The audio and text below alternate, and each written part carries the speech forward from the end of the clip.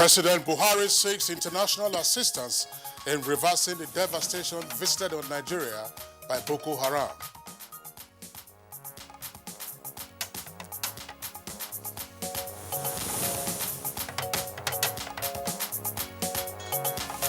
Nigeria Police Force is fortifying its intelligence and technology capacity to checkmate crimes in the country.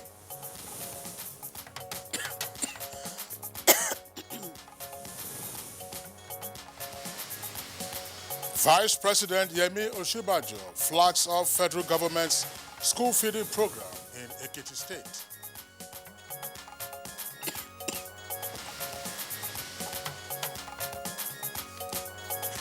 And on Good Morning Nigeria today, we focus on infrastructure development journey so far.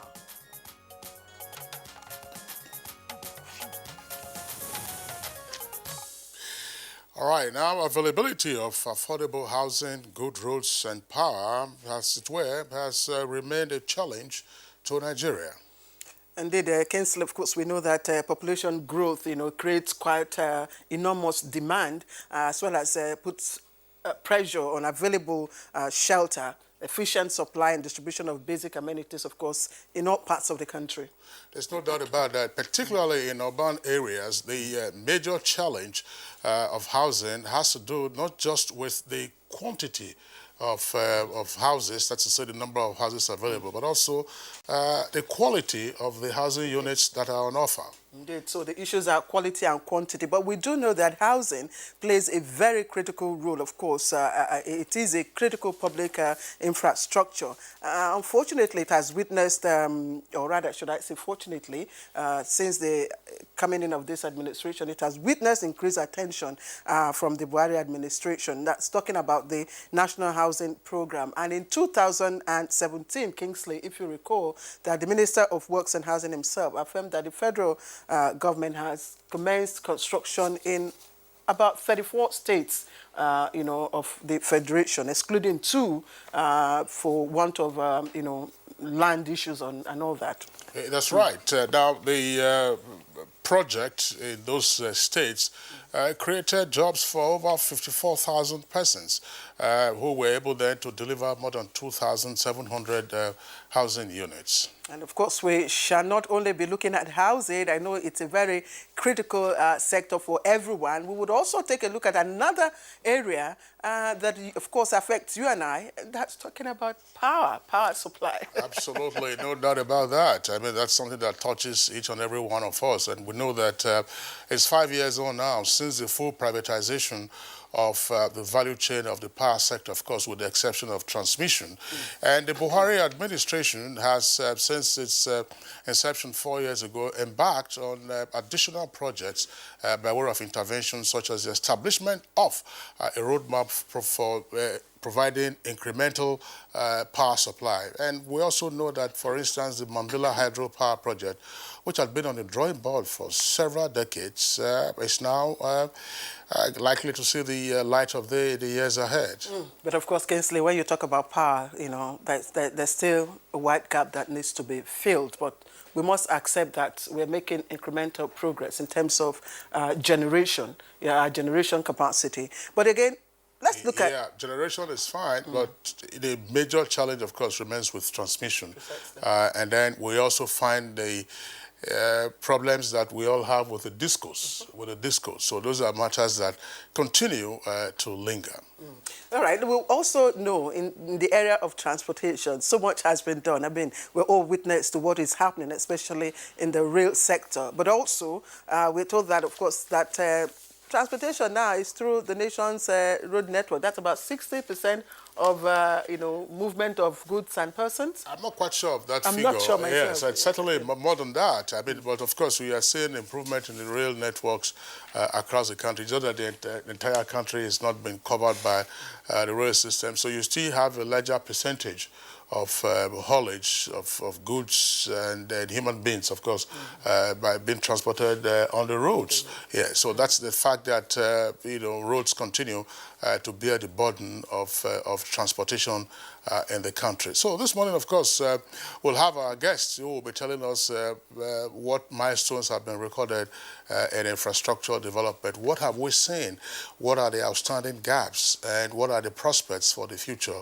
Certainly, it's important that we have moved from where we used to be, and then we're going for, of course, the viewers will have the opportunity of contributing to the conversation when we get there through the usual Twitter handle, and then, of course, the tweets that will flow in. That's right. And Kingsley, just yesterday, I was watching, of course, the network news, and there was a report on the fact that goods are now being ferried by rail, from their destinations to the dry ports, that opened some time ago in Kaduna, which is a great development. Well, that's fine, but there are still issues. If you recall, we had the Minister of Transportation, Honorable Amechi, on this program a couple of weeks ago, and he was talking about what has been done. It's not yet Uhuru, but the thing is that there are milestones being recorded. I mean, the journey of 1,000 miles is said begins with one step, and in this case, what we have seen more than one step. Are we making leaps? No, well, that's that because you still have to connect the ports, for instance, in Lagos, and work is ongoing in that respect. The ports used to be connected by rail until, of course, over the decades, they all got silted up, and you had all kinds of encroachment by way of illegal development. So all of that it's ongoing. But of course, the population is expanding, economic activities are also growing, so there's pressure on all sides. By how many percent? Well, 3.2, 3.3%, but fertility rate is about 5.5%. So that's 5.5 fertility rate, population growth rate at least 3.2%. And we're 198 million, pushing 200. We're not quite sure. By 2030, that's the projection. Certainly, of course, we have to claw back on that because of the huge challenges that arise. So that's our outlook for our discussion on this one. Of course, we have to take a look at one or two other areas when the time comes. But certainly, Claire, for those who are soccer fans, you all saw the miracle that happened last night when Barcelona, of course, met their Waterloo in Liverpool. Yesterday, I did say that they had a mountain. I would really want to know why you're so excited that Barcelona lost. It's not a matter of Barcelona losing. It's just the sheer artistry, the sheer determination and confidence of the Liverpool players who were 3 goals down. I did say yesterday that they had a mountain to climb, and the highest peak, of course, in the world is Mount Everest. I know some Man U fans now watching. And no, this has nothing to do with Man U. Man U fell by the wayside a long while ago. Last night belonged to Liverpool, and they showed what is possible once you have a determination. It brought back memories, of course, as to what the Nigerian Dream Team did in 1996 precisely. at the Atlanta Olympics. In the semi-finals against Brazil, we were down, and you saw what Kanu Nwankwo and the other great guys did to take us to the final. The Damian Miracle, if I remember. The Daman Miracle was in Saudi Arabia in 1989, and you saw Nigeria come back. So that was what happened last night. 3 goals down in the first leg. I have to stop you, otherwise just you go hold on a second, Claire. With all the finest guys you could find in Barcelona taking on Liverpool, and Liverpool overcame them 4-0, unreplied. What? So you see Kingsley? My name is Kingsley Osadola. So welcome to Good Morning Nigeria today, being broadcast live on the network service of the Nigerian Television Authority. I am Claire Adelabu Abdulrazak. Thank you as always. The pleasure is always to have you join us on the program. And again, it's reaching you live from here in Abuja. Chimobi Walter Naje is our newscaster this morning, and he's been all ears to the discussion on football. Yes, obviously, Claire, I do hope that for Kingsley, who's been chanting all morning, that chant will really translate to to having the trophies at the end of the day. Oh, well, we wish them the best of luck. Yes. All right, thank you very much. And here is the morning news. President Muhammadu Buhari says the assistance of United Nations and the international community will be invaluable in reversing the devastation visited on Nigeria by the Boko Haram insurgency. Receiving the visiting president of the 73rd session of the United Nations General Assembly, the president described the damage to infrastructure as horrendous, while the condition of the internally displaced person is pathetic. well recognized as a champion of multilateralism, main actor of the UN peacekeeping efforts. Nigeria is also responsible for having declared the 24th of January the International Day for Education.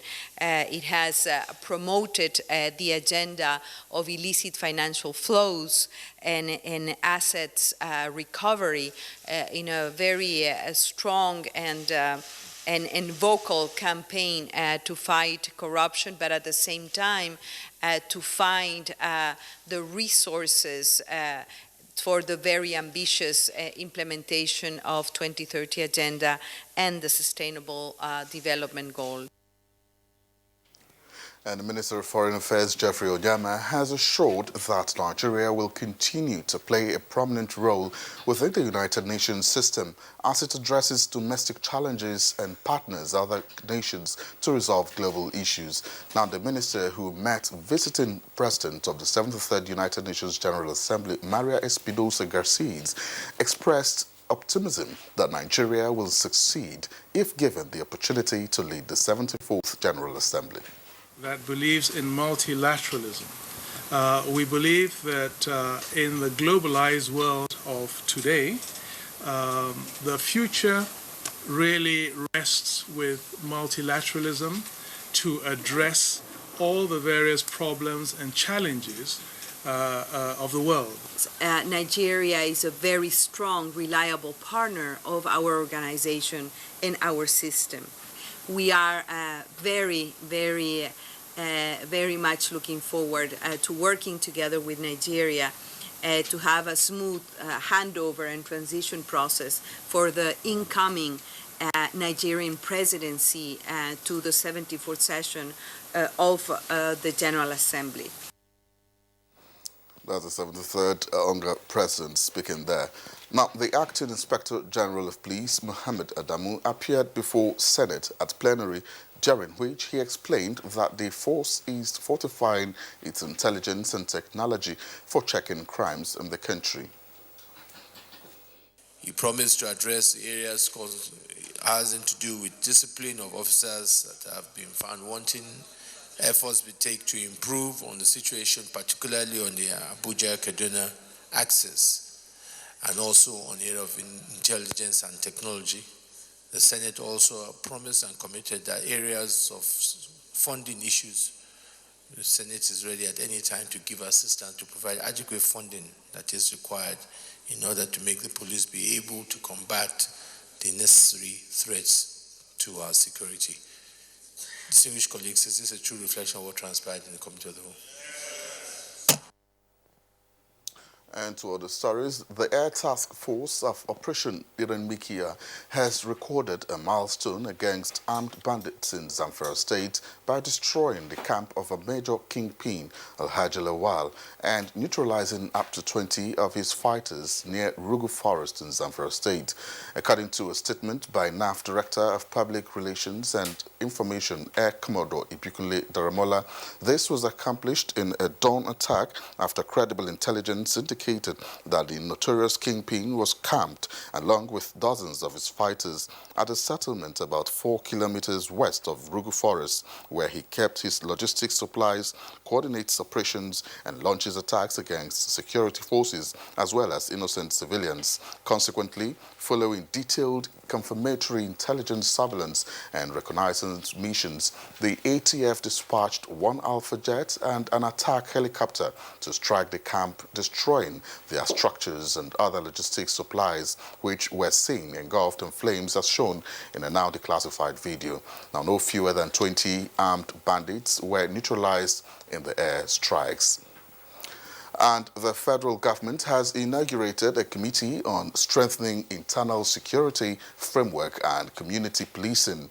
The committee was inaugurated by the Secretary to the Government of the Federation, Boss Mustafa, with a call to the members to be diligent and carry out their assignment to enable the Nigerian police force function in line with current challenges.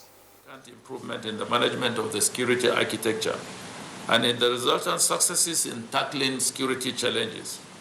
I'm sure you would agree that much more is still required of us we should be able to come up with a process that will incorporate all the communities.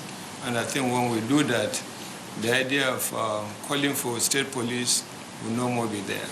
In this assignment, we will ultimately propose pragmatic strategies to strengthen internal security. Away from security matters now, the school feeding program of the federal government has been flagged off in Ekiti State. At the ceremony in Ado Ekiti, the Vice President Yemi Oshibajo assured Nigerians that the present administration will continue to prioritize initiatives that will directly impact the citizens through its social investment programs. And will include Ekiti State from today. We feed 9.3 million children in 56,604 schools. We engage 101,913 cooks and over 100,000 farmers, smallholder farmers. The success so far recorded and witnessed with the program in several states is evidence of the commitment of our visionary leaders in uplifting the weak and the vulnerable segments of our population. Now, the People's Democratic Party governorship candidate in Osun State, Senator Ademola Adeleke, has been arraigned before a magistrate court sitting in Mpape, Abuja, by the Nigeria Police Force on a 5-count charge bordering on alleged certificate forgery. Senator Adeleke, through his counsel Adebi Adeoshoye, urged the court to take cognizance of the 2 subsisting orders which were tendered before the court as exhibits given by the Federal High Court and the State High Court in Osun State, restraining the police from arraigning him and also granted him leave to travel to the United States for medical treatment. On this ground, counsel to the defendant urged the court to adjourn the case pending the examination of the ongoing similar trials before other courts and allow him travel.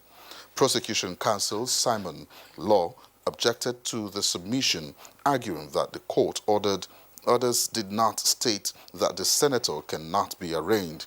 As such, the defendant should take his plea. The magistrate, Muhammad Zubairu, agreed with the prosecution, but also noted that he should not be denied the privilege of traveling for treatment as granted by a higher court of competent jurisdiction.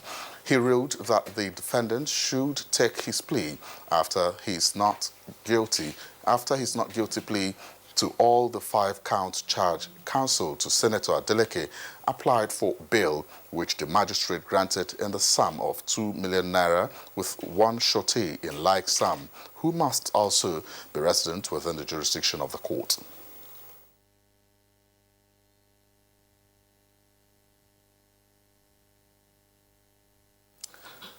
Now, the case has since been adjourned to the 24th of June 2019 for the prosecution to open his case. And that's the news for now. Good Morning Nigeria continues with Kingsley and Claire after this break. Do stay with us. Me, I am ready for the party. Oh yeah, I want to be smart.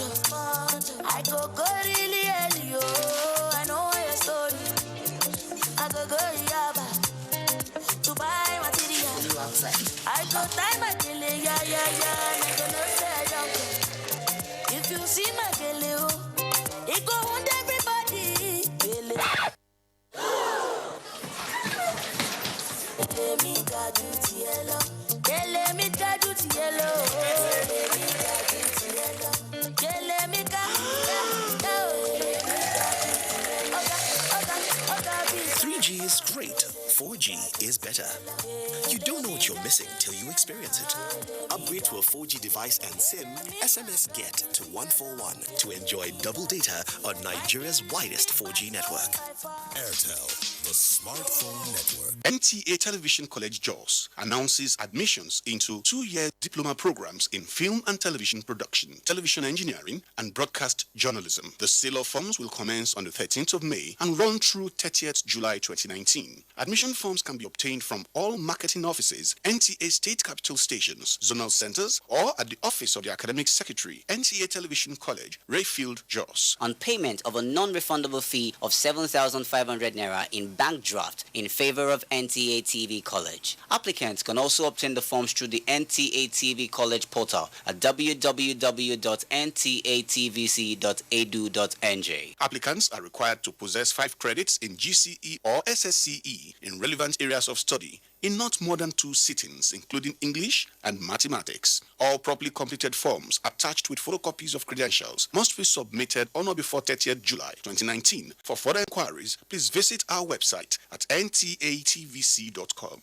or call 0803-3144-383. NTA TV College, training you to be the best you want to be. Registrar, Announcer.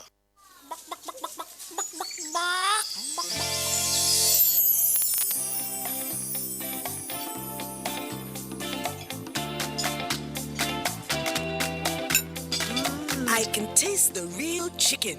Real chicken. Don't worry, Abba. It's not your chicken. It's the Sadap Supreme Chicken Essence that gives it the supreme chicken taste. Be Supreme, Nigeria.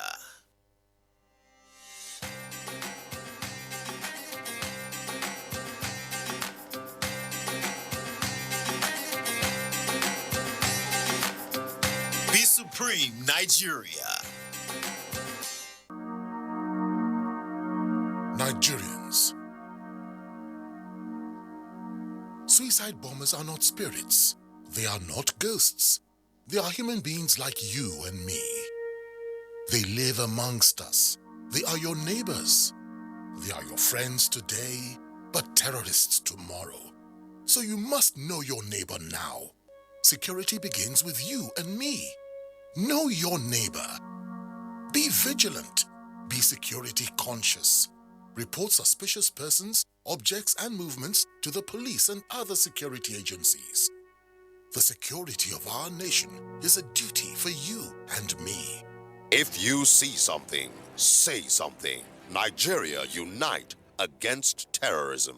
This message is brought to you by the Federal Ministry of Information and Culture.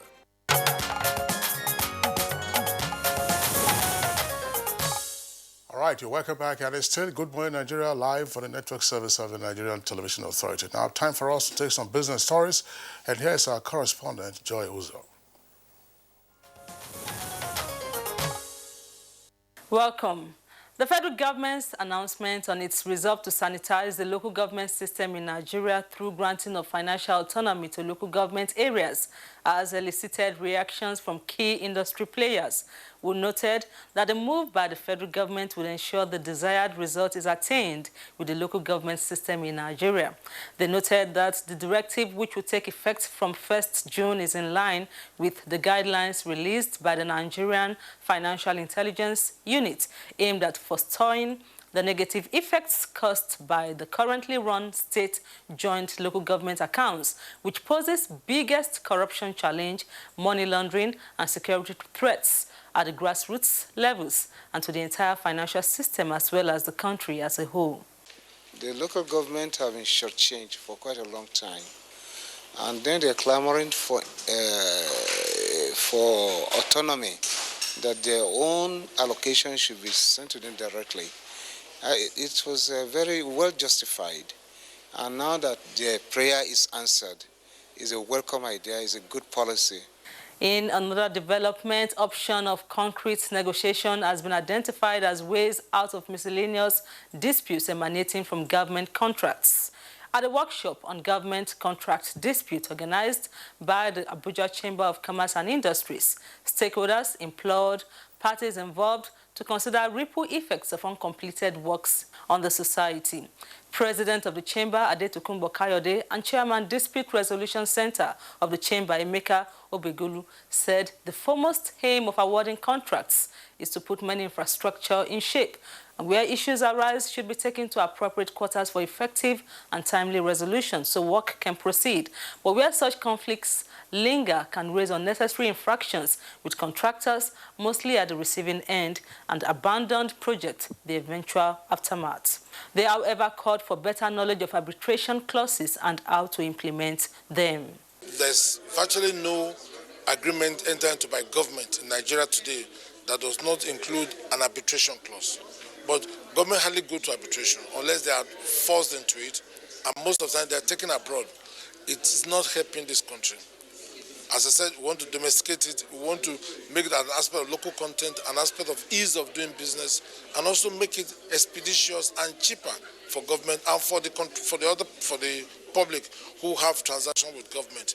Alternative dispute resolution essentially is another way of fast-tracking litigation, another way of reducing cost of litigation, and another way of ensuring that litigations are resolved in a very cordial atmosphere. So I would say that this is a very, very good workshop which will assist the government in ensuring that businesses are done well.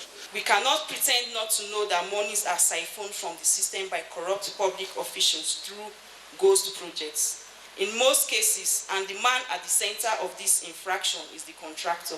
The essence of this workshop is for stakeholders, which include the Ministry of Justice, ministries, departments and agencies, and businessmen represented by the Abuja Chamber of Commerce, to agree on how to support the federal government by creating ease of dispute resolution so that we can no longer have frustrated contracts in at least the Federal Capital Territory.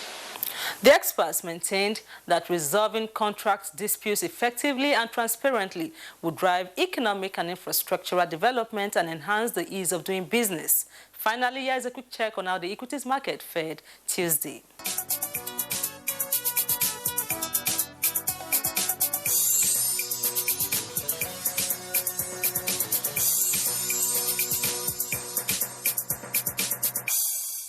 That does it on Business News. Many thanks for your time. I'm Joy Uzo. All right. It's an interesting discussion going on, but we'll get to that presently. For now, let's take a pause now for the newspaper review.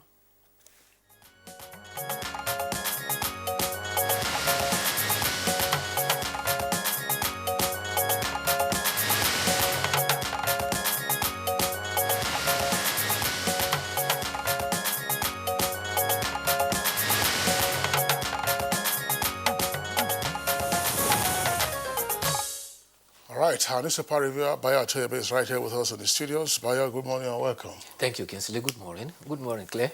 And good morning, Nigeria.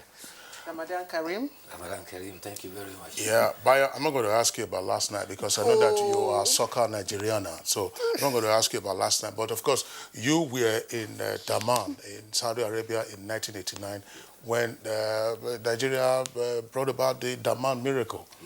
So there was a surplus of that last night. Between Liverpool and Barcelona. Yes, I know that. You know, you're not normally, but obviously you used to be a sports commentator. So it's never over until it's over in football. Thank you very much, Bayo. That was precisely what Chimubi told Kingsley. Okay. that I hope the win, the victory yesterday for Liverpool translates to, you know. It's not mathematics. I mean, it says on the 1st of June, the final will take place in Madrid. And the opponent will be either Tottenham or it will be Ajax. That's the... Ajax. But it's not on the front pages of our newspaper. So let's... Yes, so let's... Unfortunately, but I mean, elsewhere... Oh, my God. Did you say that, Kingsley? Absolutely. Because it is not Bendel Insurance. And Rangers or RICC. You understand? Yes, those are the teams. All right, let's take a look at the front pages now, starting with the leadership newspaper. And it's headline, Insecurity, FG sets up committee on state police. It has about 3 or 4 riders, panel to submit report in 2 months, and police beam searchlight on officers aiding bandits and kidnappers. Senators, IGP meet, of course, we saw that yesterday, and NAF kills 20 bandits in Zamfara. Now we see the picture story. That's the story making the rounds. It's in all the papers. There you see President Muhammadu Buhari, of course, in a very warm handshake with the President, United Nations General Assembly, Maria Espinosa Garces, as well as Chief of Staff, Faba Kiari there, and other very high-profile persons there. The State House yesterday in Abuja. All right, that done, let's move on to the trending stories at the bottom of the paper. We can't expose sensitive 2019 election materials. That's coming from INEC. It's on page 8. And protesting Baji youths block Oshibaju's convoy. We also had that story trending yesterday, of course, on the various TV platforms. PMB seeks UN support for rehabilitation of IDPs. It's trending on page 2. Chigawa Assembly in rowdy session over leadership tussle. Adeleke arraigned and granted bail. And of course, we have just a little below the nameplate, US-China tensions, threat to world economy. That's coming from the IMF. And I think that's the outlook of the front page of Leadership. Kingsley. All right, let's take a look at the Daily Sun newspaper. Daily Sun and earpiece there beside the name flag. Atiku and PDP open case against APC at tribunal, with the rider panel to also hear petitions of 3 other political parties. Details of the story can be found on page 9. This story comes with a kicker: insecurity on Lake Chad. Buhari seeks UN's help. Puts population of displaced children at 1 million and says, I won't disappoint in second term. Now, the photograph on the photographs there, just a number of photographs there of various poses by Senator Ademola Adeleke during his arraignment at the Magistrates Court in Mpape over alleged certificate forgery in Abuja yesterday. It's been granted bail, by the way, as the story immediately below that reads with the headline, Adeleke arraigned, granted bail. Also gets court nod to travel abroad for medical attention, which is 4 and 5. NSITF board, Ngige, NLC in messy fight. Will block minister anywhere we see him, says Waba. Waba is president of the NLC. I can't be intimidated, the board minister, that's Ngige. Details of that story can be found on page 37. Senate grills IGP, that's Acting Inspector General of Police, for 3 hours, and police to recruit 10,000. Details can be found on page 4. Bio. Yes, indeed, the Acting Inspector General of Police told the Senate yesterday that the police high command is taking measures to stem the menace of criminality across the country. The IGP, Muhammad Adamu, had about 2 hours of closed-door session with the Senate. Eventually, the Senate made pronouncement on it and said that the police strategy on security were taken to them in confidence and they were briefed. Senate President Bukola Saraki identified some of the issues that were raised, and the IGP had hoped to address the menace squarely. He said areas to do with discipline of men and officers will be taken into cognizance. Efforts will be made to improve the Abuja-Kaduna axis and areas of intelligence and use of technology. The Inspector General of Police also said that the Senate appreciated the strategy and makes suggestions as a way forward. However, the Senate promised to, as much as possible, devote adequate funding to empower the police. Some of the areas that the IGP focused on is that the number of police is not enough, and therefore you will recall that annually there has been an recruitment of 10,000 policemen. Currently, the population of the Nigerian police is about 300,000, and half of this population are attached to politically exposed persons. So eventually you have very few police officers, like that is strength to take care of the 190 million Nigerians in the country. They said such light is also being beamed on officers that are alleged to be aiding bandits and kidnappers, because they say accounts from victims of criminals have indicated that there are some police and security officers who are backing some of them. Evidence of this criminality is that they are trying to get vital information on, usually before the army or the police strike, the criminals are already aware of their moves, which means that there are fifth columns within the security agency. Also, at the office of the Secretary to the Government of the Federation, a committee to look into and examine the necessity or otherwise of state police was inaugurated.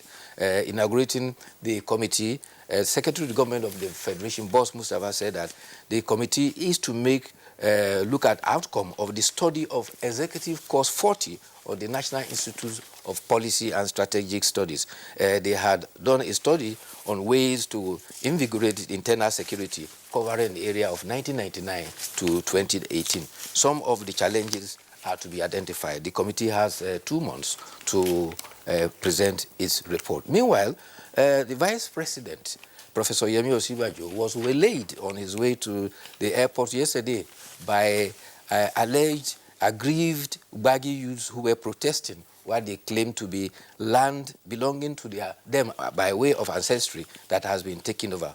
Professor Yemi Osibajo was on his way to the airport. A spokesman for the agitated youth said that the military had occupied their ancestral land and the Federal Capital Development Authority has refused to recognize the right of the indigenous persons. They also allege that the ancestral land has been taken over without alternative and compensation. They even asked for a demand that henceforth whoever is to be the minister of FCT should be an indigene, not what they describe as an outsider. However, Vice President Yemi Osibajo came, disembarked, and engaged the protesters and proposed to meet with their elders and find amicable solutions to their demands. He also advised them to use legal and fair means to carry out their agitation. Meanwhile, at the same vein, Lieutenant General Tukur Buratai, while inaugurating Muhammadu Buhari cantonment at Giri, had an opportunity to put a clarification on the issue of the land. And he says the land was granted to the army in 1979 and right of occupancy was given in 1997, and said in 2011, when all the FCDA revoked lands, the army, like every other person, reapplied for certification and got acknowledgement. He says the army has legally and timeously certified that land, and he spoke at the formal foundation for the Army Command Estate at that green. So that is the case, cause for the disagreement now. Yes, I thought Kingsley and I thought yesterday for the Vice President himself to actually disembark, from his convoy, and interact with the protesting Gbagi, dwellers was quite commendable. I mean, it shows a people-friendly, leader, and if we had such, people, leaders, have a one-on-one interaction with the people, probably would be, curbing some of such issues, from escalating, that is. Certainly, it's good, and at least tempers actually went down. Precisely. But the price that people had to pay was that there was a backlog of vehicles yesterday, and a lot of people had to take detour to go around before they could get to the airport who were traveling on that route. And it's not the first time these youths are protesting. It is about the 4th time. They've done that twice on the Abuja highway. Around goes are there. They've been to the National Assembly.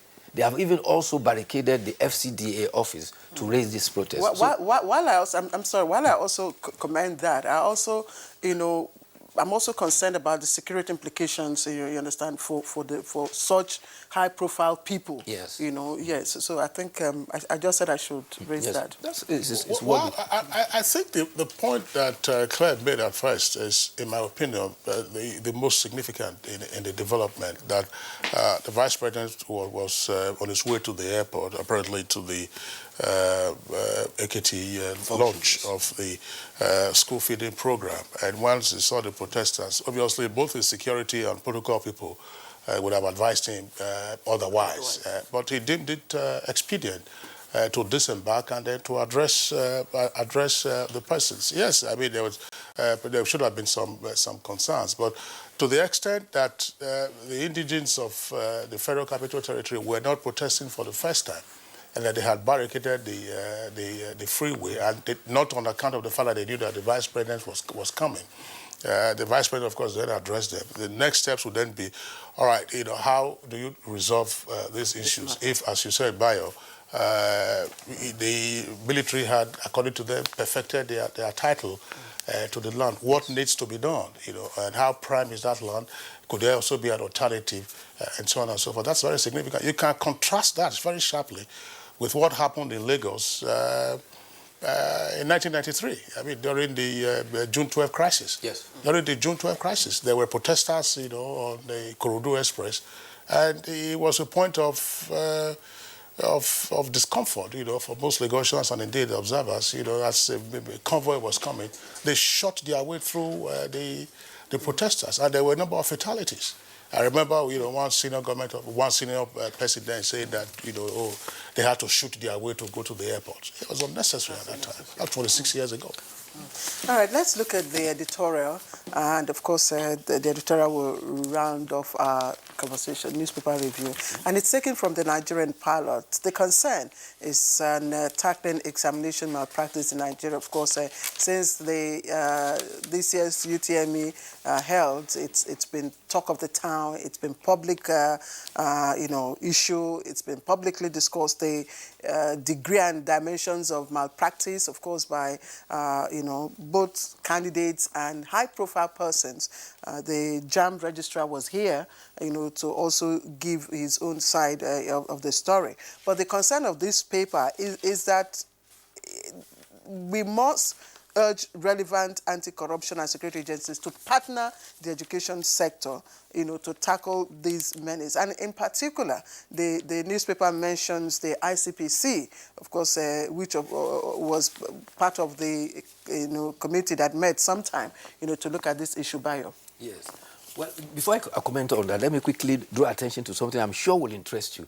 The House of Representatives yesterday passed a bill after its third reading to seek an amendment to the Federal Character Commission Act 2010 so that henceforth women can claim the state of origin of either their father or husband, whichever they choose. And that is another positive development as far as gender sensitivity in our nation is concerned. But coming to the issue of examination malpractice, yes, the editorial places squarely the factors responsible for examination malpractice as a matter of lack of self-confidence and the ability of students to pass, to study and pass examination.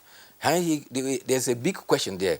Where will our universities get qualified students if students do not study hard and are not able to pass their exams? The malpractices are not limited to JAMB alone, because the Joint Admission and Matriculation Board is currently withholding the result of the UTME SAT this year because there have been suspicions and spate of examination malpractices. In fact, in the Northwest, some persons were arrested. They were dubbed as professional examination writers. Already 5 persons have been jailed and about 100 others are facing prosecution for various alleged examination malpractices. And it's not only for the UTME. West African Examination Council has recorded 20,000 or so examination malpractices. But the determination is that there is an attempt to stem it. JAMB has taken it even a step further. They are going to look back at past examinations as far back as several years, almost a decade.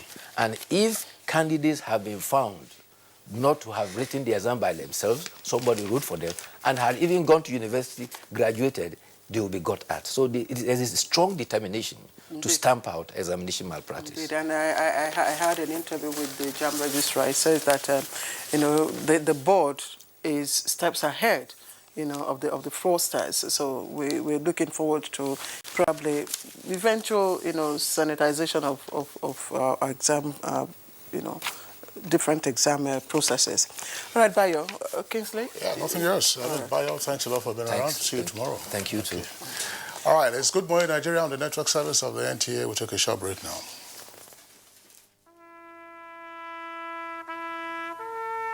They are there at the crack of dawn.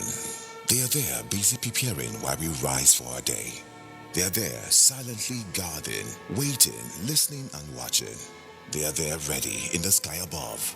They are there in the blistering heat of the day and in the dead of night, willing, regardless and unrelenting in the defense of the sovereignty of our country.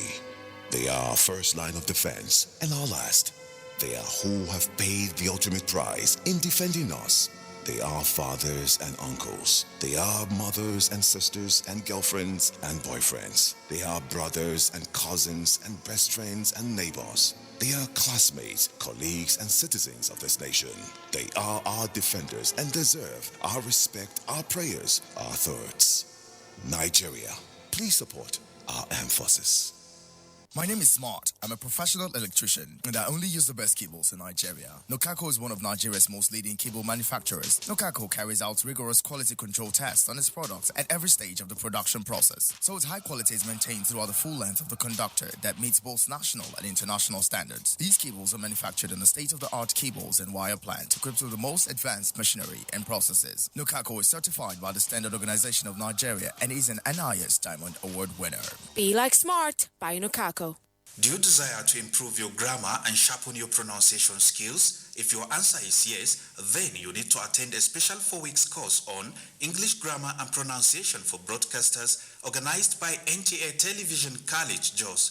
The course will expose participants to the nitty-gritty of English grammar and usage, which will enable them speak fluently and write as well as edit scripts flawlessly.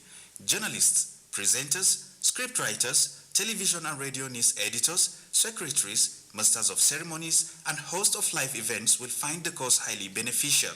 Date, 13th May to 7th June 2019. Venue, NTA Television College, Rayfield, Jos. Course fee, 100,000 Naira per participant. Accommodation inclusive. For more inquiries, please call 0803 3144 383 or 0806 9809 807. You can also visit our website on www.ntatvc.com. NTA Television College, Jos, training you to be the best you want to be.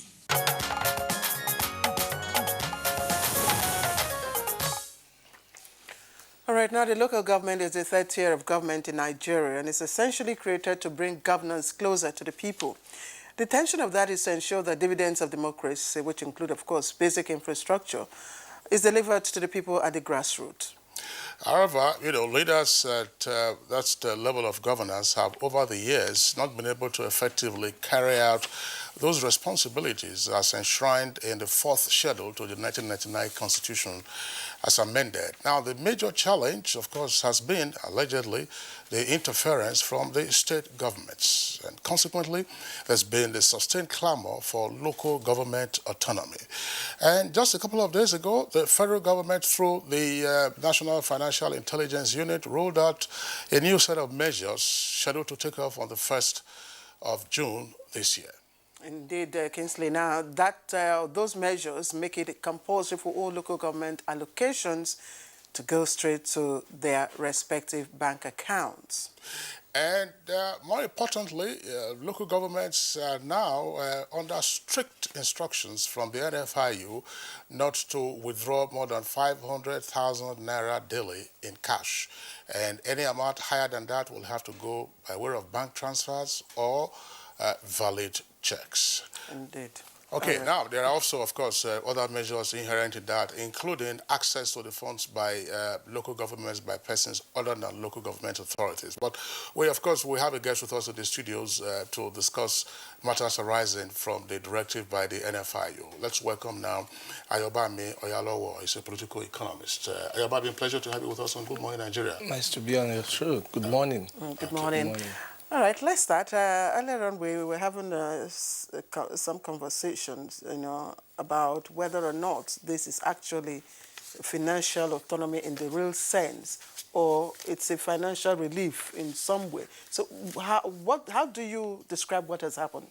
Well, I will not just try and put it under a cap, whether autonomy or relief, but I would say it's a good development because we all are living witnesses to local government clamoring for more financial freedom over the years. And we have all seen how governors generally have been recalcitrant in the way they handled affairs of local government. And I'm very sure that local government, like you said in the 4th Amendment as enshrined, is a recognized tier of government. And I'm not aware where the federal government has sat on allocation that belongs to the state government. So it is very, very illegal and wrong for governors to have been doing that over years. And it has affected development in all our states. We have all seen how if the governor doesn't do something, even if it's just fixing a pothole, the local government chairman is virtually hamstrung because he's completely financially dependent on the governor. And I think this should be one of the ways that we'll begin to address some of these problems we've seen. Clearly, governors have used local government as their own punch bag, and it's been unfair to the people because we all have agreed that the local government is the closest arm to the people.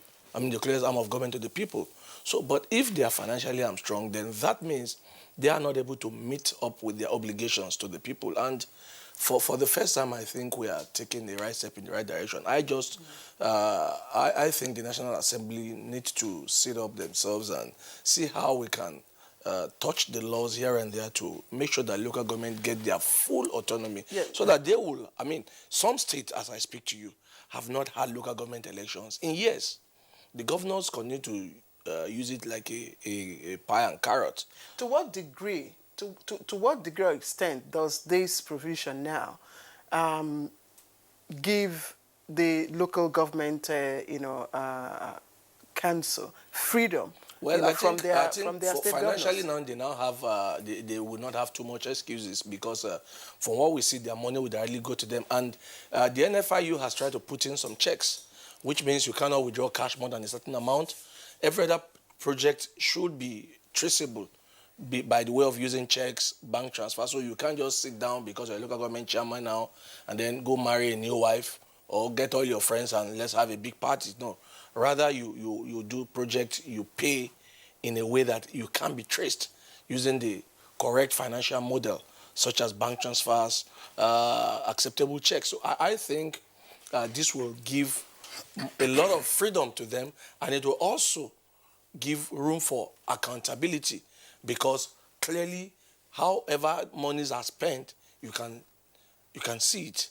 It's not just carrying cash around. There's a lot of transparency with the way NFIU has set the criteria. So I think it's a good move. And I must also commend the government, the president, because we have seen how our system is structured in a way that things are not meant to work. So he has to continue to bend backward. We have all been living witnesses to how, because the National Assembly has been very difficult, he has to use what you call the presidential order. We've had 1, 2, 3, up to 6 or thereabouts. Seven executive orders. So these executive orders are like bending backwards just because the laws that we have, existing laws, are either not helping matters or they are just hamstringing the way things should be done. So I think the National Assembly need to look at a lot of our laws again. A lot of things are completely not working. So for me, this is a good step in the right order, the right direction, because we've all been clamoring, we've all had people talk about restructuring, this and that. This, for me, are steps. So I think the National Assembly, hopefully, maybe the 9th Assembly, will be more amenable to doing the right thing. This current outgoing one has been very difficult to work with, and the National Assembly has a lot to do if it comes to laws that will help you and I to progress and help our people to actually enjoy the benefit of democracy. Yeah, but what has this got to do with the difficult relationship that we have seen? What I'm saying is... Just hang on a second. Let me frame my question, please. What has it got to do with the sometimes challenging relationship between the executive and legislative branches at the national level? I ask this question because a part of the measures to ensure local government autonomy, there was a proposal for an amendment to the Constitution, and it was defeated, and not by the National Assembly, but at the state levels. Well, like I said clearly, the governors and maybe the state assemblies themselves. That's why at times when we say assembly, we just say National Assembly, but clearly even most of the state assembly are not helping matters because there have been so many laws that needed to be domesticated. But the state assemblies have not been forthcoming. So generally, our lawmaking arm of government has not been as forthcoming as it should be.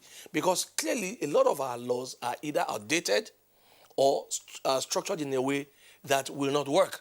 So if you have a law that has been passed by the National Assembly at times that needs to be domesticated in the state, and you need maybe 2 over 3 of the states to come along so that it can go on, you find out that the states are not helping matters themselves. So it's clearly a case of most times when it comes to election period, Nigerians typically will focus on the executive. on who will be our governors, who will be our president, and so on and so forth. But we all continue to neglect the most critical arm of government, which is the lawmaking arm of government. And that is whether the state or National Assembly. So clearly, it's a case of the kind of characters that we have in those places. They don't actually understand that their own action directly have more impact on the people, even more than the executive. Do you foresee some challenges going forward with the efficacy of this directive by the NFIU, which of course is commendable, as you have indicated, particularly in the relationship between state governments and local governments, considering the full play that sometimes state governments give to their dominance over the local governments. You say, for instance, don't withdraw more than 500,000 naira in cash, which, of course, in a week will come to 2.5 million. All financial transactions above that threshold should be by way of checks and so on and so forth. Those who will have access to the funds will be local government authorities. But if a directive comes from Government House, pay that contractor on the basis of the joint projects, because states and local governments have emasculated local governments by having the so-called joint projects. So they all contribute, and then they say, look, pay them. You say you won't pay, and the state governor can get the House of Assembly to suspend the councillors and the chairmen and then appoint caretakers. Well, in fact, before even you talk about the suspension, as we speak, I'm sure if we take a poll of our states today, most of the states are running on caretaker chairmen. So I already know there's going to be some challenges with this directive. So it's now behoves on us, the people, to rise and challenge this situation. Governors should not have the right to dictate what happens in local government, because none of us will accept the president dictating to our governors what they will do. So why should, because I believe by the way of our constitution, the state have equal rights. The local government have the same right that the state governors have. So the same way the federal government cannot remove a governor or do whatever he wants to do, same way governors should not be able to do that to local government. Unfortunately, all of us, we have been complicit in this emasculation of the local government. We've all looked away. Meanwhile, they affect us because I'm looking at where I live, somewhere in Lagos, for instance. I have challenges with my road, and I know these roads are local government road. It is not an issue of the state governor. Look at just cleaning of gutters and stuff. Right. These are simple things that should have been done by local government. But like I said earlier, you remember in my opening statement, I said, most times if the governor doesn't do anything, then the local government are completely useless and dead. So we should stop. I have seen this working in some states. If you look at Kaduna State, for instance, the governor has, even before this pronouncement, has made something very similar to happen in his state. And the local government are more responsive. Right now, if we look at Kaduna as an example, the governor has given some sort of autonomy to their local governments in Kaduna, and the local government chairmen have more financial freedom than so many other states. So I think it is now left for Nigerians to either sit up and say, no, the right thing should be done, or we continue to look away and we keep suffering. Because on the long run, when the local government are not useful, it is you and I who suffer because we live in local government. We don't live, not all of us live in Abuja. Yeah, what the Kaduna State government did was to eliminate the state-local government joint accounts. Yeah. That's part of what it did. But the point you've made is important, but how do we catalyze this so that there are no constitutional or legal challenges arising? Because the constitutional provision is clear that the authority for the functioning of local governments resides in the State House of Assembly by way of the laws that they will make. And that's why you have all kinds of laws that empower state governments. You know that if we have clearly defined local government with the council working as it should, they also have a lawmaking, and I'm sure you know that too. So that is why I said the state must be made to do what is right. It is because we, and when I say we, I'm very, very serious about it, we have allowed this nonsense to go on for so long. We allow the governors to run like the state belongs to them. It does not. The local government have rights under the constitution to do what they need to do under the law. It is clearly spelled in the constitution. But most times we have been fixated either on the state governors or on the federal government to the detriment of the local government function, thereby emasculating local government because you and I do nothing and we allow governors. So if we want development in our councils, then we must sit up and tell the governors to do what is right, because governors don't own local government. We own the local government. And incidentally, I mean, Ayaba, some persons will say, look, we had local governments that worked in this country. After the local government reforms of 1976, there was an example of local governments functioning in a country under the administration of General Ibrahim Babangida. Local governments had their funds, disbursed to them directly, and they could function.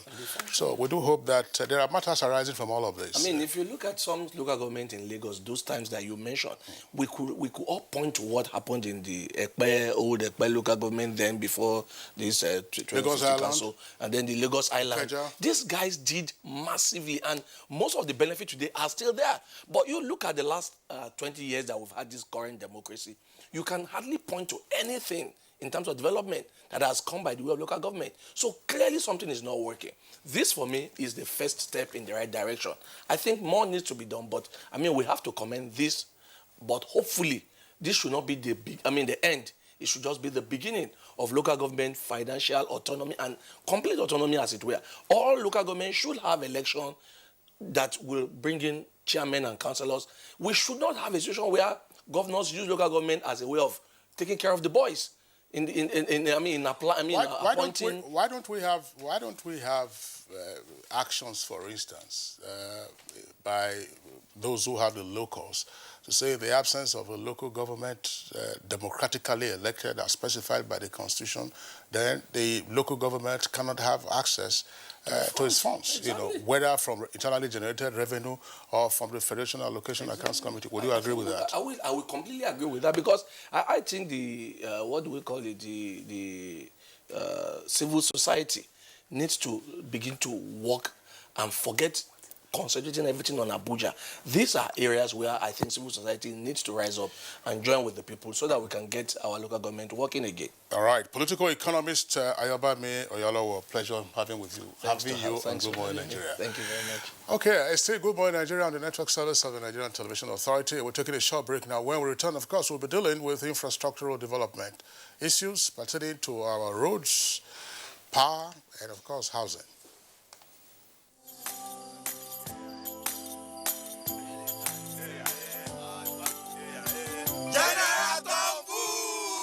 Hold it! Me, I don't comot my hand from oil bunkering. General, what you going to yarn? What did the yarn serve? I don't understand, though. Because they spoil our water and our environment. And they cause our people serious harm. Militants is there. You know good. Me, I not do again, Sam. Because why? Change begins with me. This message is brought to you by the National Orientation Agency in conjunction with the Federal Ministry of Information and Culture. These days, people get their news and information from more media sources than ever before. Some of the news and information given are fake, unverified, doctored, and manufactured to create confusion, stir disaffection, and cause disunity. Before you believe or share any news, ask yourself, is this real? Is it from a credible source? Is it verified or verifiable? Fake news is dangerous, whether you do it for fun or for political gains. Real people can get hurt. Fake news, don't create it, don't spread it. This is a public service announcement from NTA.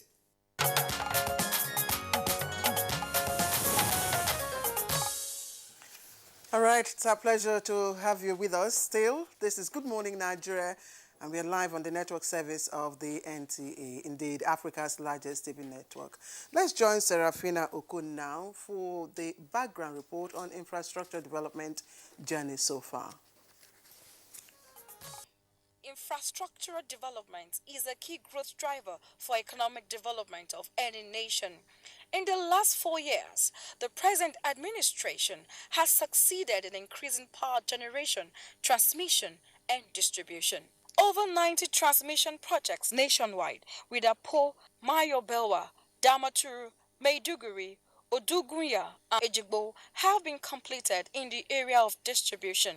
The evidence of the progress recorded in the power sector under President Buhari is captured in the National Bureau of Statistics report of 2018 first quarter, which shows a growth of over 7.5%. On works, the construction sector in Nigeria plays an important role in the development of the nation's economy, as the construction industry is said to have contributed about half of the total stock of fixed capital investment in the Nigerian economy. With these in mind, the Buhari administration issued Executive Order number 007 of 2019, which established the Road Infrastructure Development and Refurbishment Investment Tax Credit Scheme. The scheme is a public-private partnership intervention in the delivery of good roads nationwide. Towards attaining national economic growth and development, the federal government also conceptualized the Vision 2020 program as a strategic development policy aimed at placing Nigeria in the league of the world's largest 20 economies by the year 2020. The federal government also embarked on public-private partnership scheme with a view to encouraging private sector to participate in road sector development, while it has collaborated with international organizations such as the World Bank and African Development Bank in order to facilitate the national roads development. Some of the PPP pilot projects include Lagos-Ibadan Express concession to Bicotnic Consortium for the period of 25 years at the cost of 89.53 billion with a construction period of 4 years. Another vital project to be executed in similar manner is the proposed second Niger Bridge, which is currently under construction. Others are Benin Shagamu Dual Carriageway, Kano Kaduna Abuja Dual Carriageway, and Lagos Badagry Seme Border Dual Carriageway. The Buhari administration has demonstrated a single-minded commitment to upgrading and developing Nigeria's transport, power, and housing infrastructure. The federal government also made giant strides in the railway sector by completing and commissioning the Abuja-Kaduna rail line and the Abuja Metro Rail project. The previously abandoned Itakpe-Ajakuta-Warri rail line is undergoing test runs. Also on track for the Lagos-Kano rail line, significant progress has been made on the Lagos to Ibadan segment of the project. In 2018 alone, an additional 1,531 kilometers of road have been constructed and 1,800 kilometers rehabilitated across the country.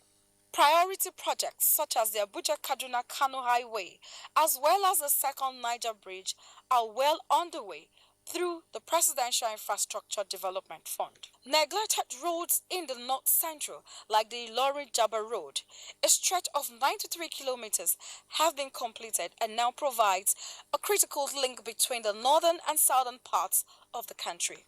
For the first time in Nigeria's recent history, election season did not halt or negatively affect ongoing federal government construction projects across the country. Various projects such as road, rail and power are on schedule.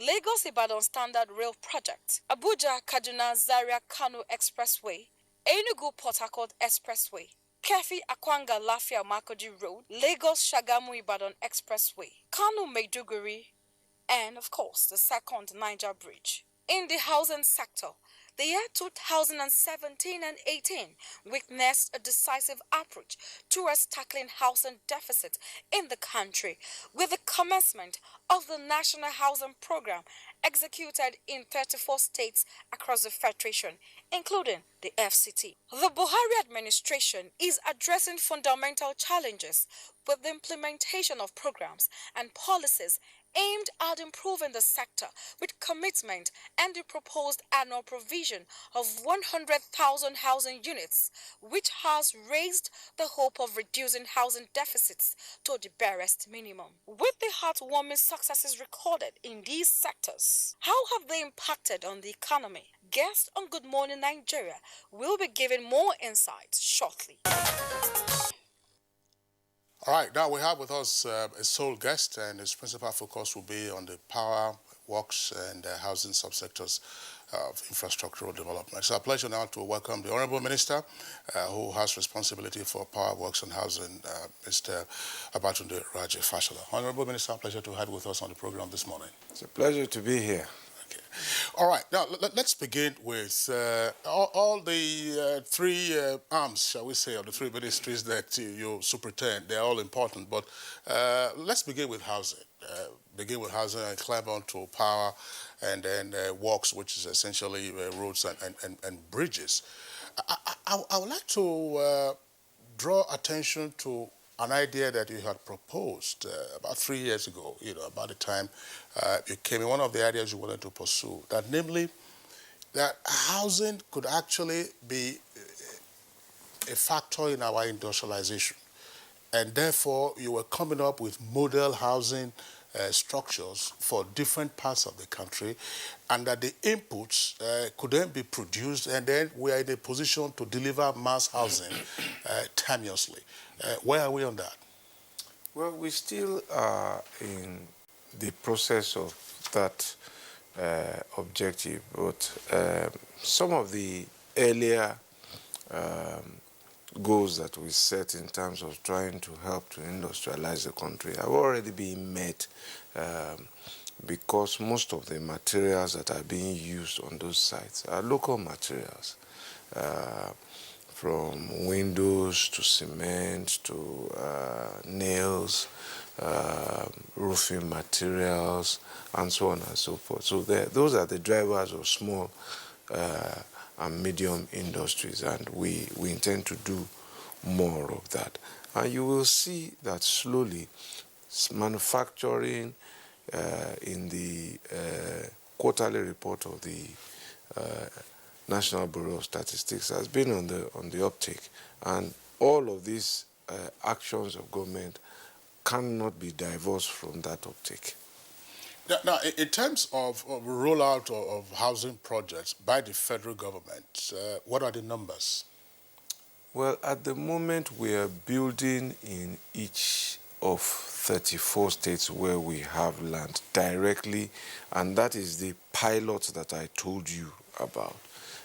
Aside from what the ministry is undertaking, the Federal Housing Authority is also building. And quite apart from that, there are private developers who are funded by the Federal Mortgage Bank, who are also building in many parts of the country. Two of the projects I went to inspect, I think about 3 or 4 weeks ago in Abuja. One at Gwagwalada is a Federal Mortgage Bank funded development. In fact, there were 3. One is a Federal Mortgage Bank funded development. One was one of our National Housing Program pilots. And the third one at Zuba was the one that Federal Housing Authority was building. And this is what is going on in many other parts of the country. All right, Honorable Minister, I want to believe that many Nigerians are probably familiar with your National Housing pilot program, which is taking place, as you have said, in almost all parts of the country, with the exclusion of 2 states, because they were not able to provide land. But so far, what can you tell us about the completion status and allocation status? Okay, there are 2 broad designs. The 2 broad designs, they're for the southern part of the country, a mixture of blocks of flats and bungalows, and for the northern part of the country, largely a suite of bungalows, but there are 1, 2, and 3 bedrooms. For most of the northern part of the country, and southern part of the country, where bungalows are involved, we finished the buildings, and I think your reporter showed some of them, and you will have seen the progress also when I went to inspect last year, when the ministers of state went to inspect last year. We finished most of the buildings. We are starting another round of buildings under the 2018 budget. What we are now undertaking at those sites are the final infrastructure, the estate roads, the the water supply, the mechanical and electrical, the lighting and all of that. So, but we are now, because there's, in some cases we have extra land, in some cases state governors have given us additional land, another 5 hectares, so we are undertaking another phase. The reason why we're still doing this is that we are beginning to see some of the challenges with our design in terms of final cost. So one of the things we've had to do now is to change the design of the roof to reduce its girth without necessarily reducing the quality. We are looking at some of the pillars in the building where we can reduce some of the materials without necessarily compromising quality and safety, but with a view to reducing costs. We received some feedback. People are asking us that, look, why should we have only one toilet and one bath? And we say, look, these are public housing initiatives, and they should ideally, the standard globally is one toilet, one bath. But again, we are responding and saying, if we put an extra toilet, it's additional cost. Will people pay? And so one of the things we've amended in the design now is to say, let's make it flexible. If you want to add a second toilet, we will design it in such a way that you can undertake it without compromising the structural integrity of the house. So these are some of the, I told you, we're trying to find what people accept and what they can afford. Because we are mindful that there are many empty houses all over the country. So we are still in that laboratory stage. We are also now looking at how to roll out allocations. So we've finished with the forms. We've looked at conditions. I think one of the things we've decided is that you must show your, I think what we agreed was, we had a long debate about whether we should use PVC, but we settled, I think, for national ID as a criterion for eligibility and some other conditions, and then you can then apply to the Federal Mortgage Bank for a mortgage loan and all of that. So all of that will soon be advertised. And this is specifically for low-income earners? Low to middle income, because we're looking at people. What we did was we benchmarked the income group between those who are in level 8 and level 14 in the public service. So I think those are people who earn, I'm trying to remember, I think 50,000 naira a month, I think, to roughly about 200 and something thousand naira a month. That was the benchmark. So whether you are in public service or not, if you're in private sector and you earn within that range, then you will see. But clearly, if you earn 50,000 naira a month, we don't expect that you'll be applying to buy a 3-bedroom house. Isn't it desirable? No, I mean, will your income support it? Will your mortgage deduction support it? And that is why other jurisdictions talk of a housing ladder. You start from the bottom. You can move from a 1-bedroom, and as you progress, because your income must be able to support what you are seeking to acquire. And as you progress, you get into a 2-bedroom and a 3-bedroom. And perhaps as your children also grow older and leave home, you find out that it's not economic for you to keep a 3-bedroom flat house anymore, and you want to go back to a 2-bedroom house. So these are what we have seen in other jurisdictions. And we're also beginning to now try to find out, why are there so many empty houses, and why are they not occupied, and what can we do about them? We're working with professionals in the industry trying to get data now on the number of houses that have been empty. I think we're trying to draw a benchmark between a house that has not been occupied for 1 year. We want to know why. Because we see a lot of this across the nation. We think that there's something that government can do, but I will keep my gunpowder dry until we have the data and we're able to respond specifically. The income bracket you referred to obviously was before the minimum wage. Yes.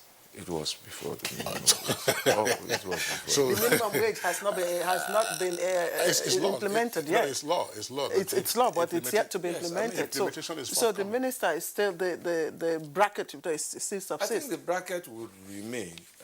We just, you see, first of all, we can't build for everybody. On our best, the private sector, and then there are some people who don't want to live in flats. At the level of certain status, people want their own land, in fact, and they want to build by themselves. And again, this is an area where we're actively playing. As at April this year, we've signed and issued over 2,400 certificates of occupancy. We've also granted about 1,000 plus applications for consent to land so that people can also continue their land transactions.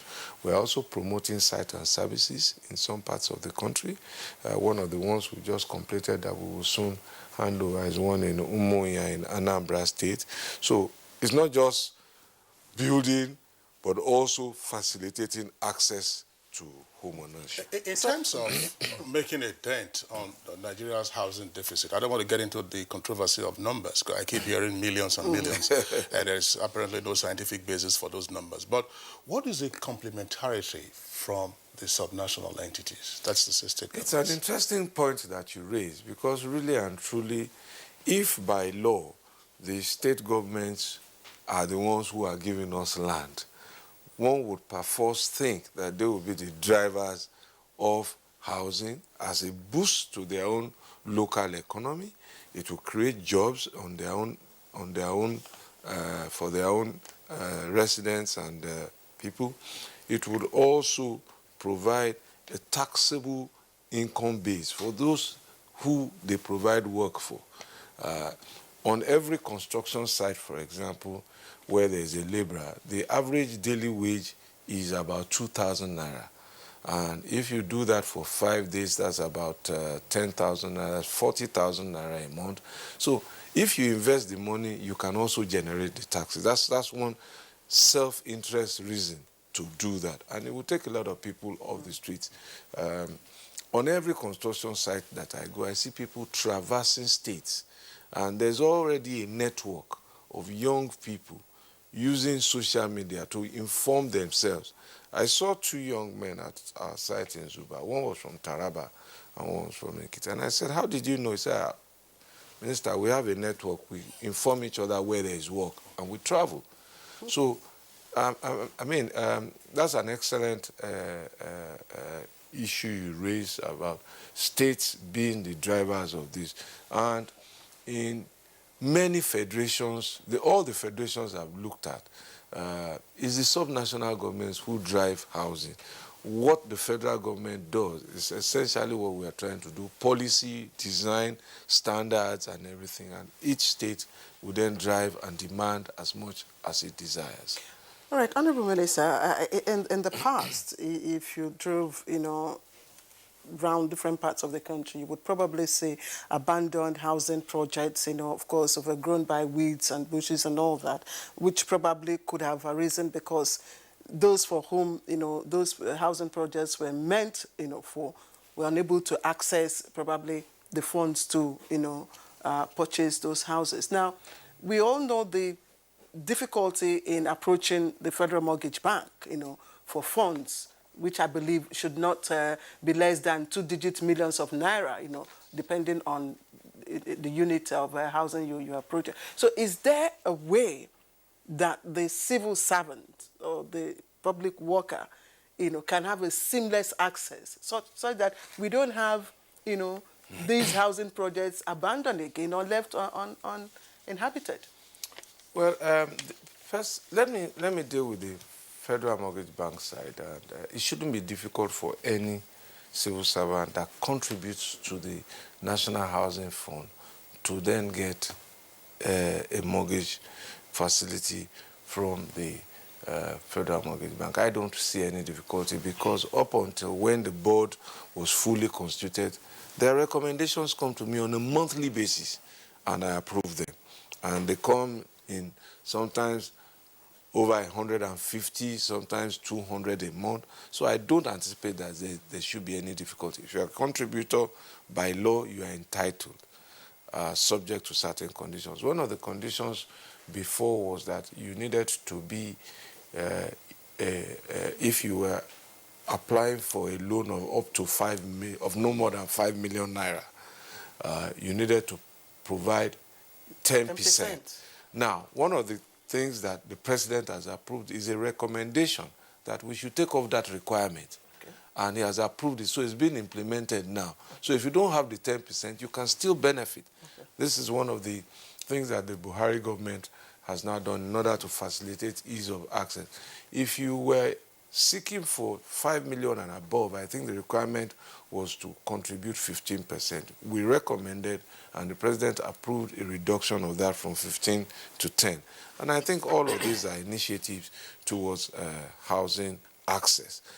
In terms of what caused the abandonment, there's so many reasons that you will find. Either poor project planning, either sudden price escalation, either there were no off-takers, contrary to the projections at the time, where there were no farm contracts done, there wasn't enough consultancy to find out how many people wanted to buy. So these are things that we must introduce into estate development. Who are the off-takers? What did you agree with them? How many rooms do they want? What is their source of income before you start building? Sorry, please. Yeah. I'd just like the minister to speak a little bit on the eligibility and the process, so that our viewers who probably aren't aware that this, is in force, will be able to understand and then avail themselves of the opportunity. Oh, yes, we will. As I said, we are working out the final models, conditions for eligibility, one of which, as I said, will be national identification, because we want the system to be less dependent on us and very open and transparent, on the back of something we have done back in Lagos State, where you don't need to meet anybody, you don't need to know anybody.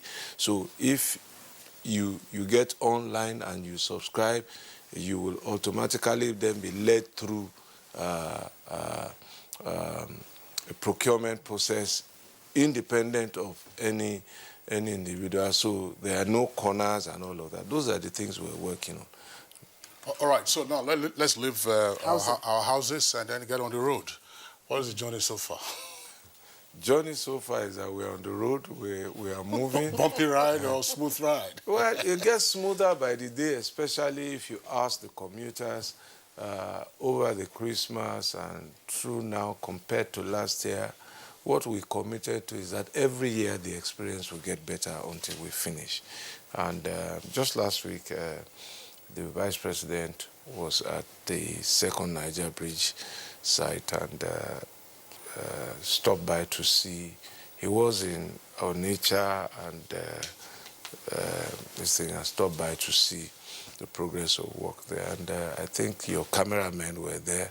The bridge is now coming out of the water, as I've explained to people, that a bridge is built largely inside water. Most of the investment is under the sea and under the river. But the piers are out now, and the contractor is racing to conclude the foundation works before the onset of the rainy season, because once the rainy season starts, the water levels in the river Niger will rise up to about 30 meters. And 30 meters is the equivalent of a 10-story building. So work will be difficult to do underneath. But we're just about able to ensure, because they're working 24/7 different gangs. And you have about 4,000 people employed there. 1,200 plus direct employees, and another 2,000 plus are indirect employees, support staff, suppliers, and so many other people. And that is what infrastructure just ignites an economic ecosystem where people begin to do so many things: supply, cleaning, fumigation. Everybody is there. Those who are bending iron rod, those who are supplying iron rod, those who are supplying diesel, lubricants, cement, everything. Those who are renting out boats I went on a boat to the Asaba site. So those are companies who are contracted during that period to provide all of this logistic support for construction. You know, Honorable Minister, I get sometimes curious as to whether we are able to keep track of these jobs being generated and the economies around these construction sites so that we can reduce them into our national numbers. Do we have that system, or is it a proposition I make sure. It's very interesting because, you see, when we talk about housing, when we talk about road construction, the first thing that I remember is that these actions are not taken in a vacuum. They are taken for a purpose. And President Buhari has set out that purpose very clearly in the Economic Recovery and Growth Plan. The first is that he wants to grow the Nigerian economy. That's the first objective. Second objective, he wants to invest in the Nigerian people. And that includes not just education and health, but also in their dignity. That from people who used to be dependent on others, they can get up in the morning with their dignity intact and say, I'm going to work. That's an investment in people. And the third, of course, is to create a globally competitive economy. So every time, every of my sites, I keep those numbers. That's the first thing that interests me. How many people is this employing? And that's why I can tell you about what is going on at my site in Zuba. If you see me on any site, it is the workers that I'm talking to. I'm asking them, what were you doing before? And oftentimes they tell me there was no work before. Do you like what is happening? And they say, thank Buhari for us. From north to south, whether it's the painter that I met at the housing site, whether it's the family that I met in Oyo, husband and wife. The wife is a caterer, the husband is a mason. So she makes food for the laborers, the husband works there. They move from Lagos to Oyo. So those are the people that interest me first. So I'm keeping an eye on those numbers on every site. And that's why I can give you these numbers, because that is the first thing that interests me. We promise jobs, and we are delivering them through infrastructure and through other means. Or even the young mobile restaurant operator in the trains. Yes. In the trains. You didn't mention that. I thought I should add. If you look at the funding windows, Honorable Minister, I find quite a number of them, especially for road infrastructure development. If you look at, you had budgetary allocation, you have counterpart funding from China, Exim and Bank, you have, of course, the Nigeria Liquefied Natural Gas, you have the Sukuk Issuance Initiative, you also have the recently Road Infrastructure Development and Reimbursement Investment Tax Credit Scheme, and quite a number of others. Now, can the minister, in terms of outcome, can we put our fingers to numbers and mileage so far? Okay. Let's pivot back to the second Niger bridge. Up until June last year, the conversation was, we haven't seen the bridge. I think everybody can now see the bridge.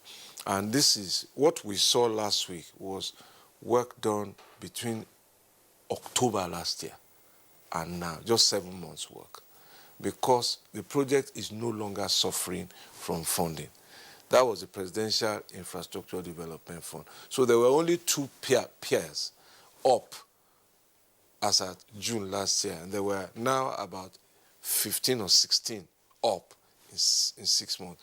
And so the foundation work that should have been completed 4 years ago, because this thing started, I think, since 2010. In fact, the whole bridge should have been completed 4 years ago. The foundation work that should have been completed long before that is going to be finished now in June, in less than. That's mileage. It shows you what money can and will do if it's properly applied.